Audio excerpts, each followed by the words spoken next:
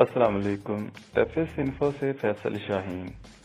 قطر کرین حادثے میں ہلاک ہونے والے پاکستانی جن کا کہنا تھا کہ چھٹی ملنا مشکل ہے، فٹ بال ورلڈ کپ کے بعد آنے کی کوشش کروں گا۔ محمد زبیر خان صحافی 29 اکتوبر 2022۔ یوسف میاں داد کی موت پر تعزیت کے لیے لوگ جمع ہوئے۔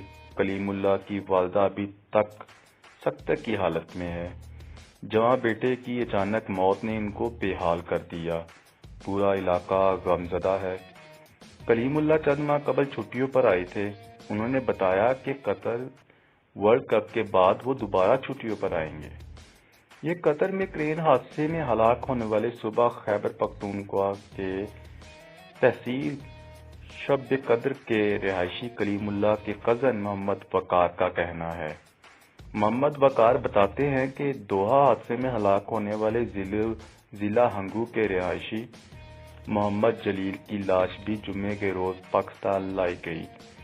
دونوں کے نماز جنازہ ان کے آبائی علاقوں میں جمعے کو ادا کر کے ان کی تدفین بھی کر دی گئی۔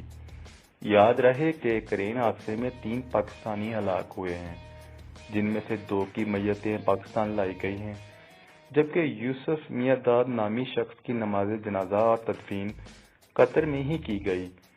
ان کا تعلق ضلع خیبر کے علاقے باڑہ سے ہے۔ اسی کے ساتھ اپنے میزبان کو اجازت دیجیے گا۔ اللہ نگہبان۔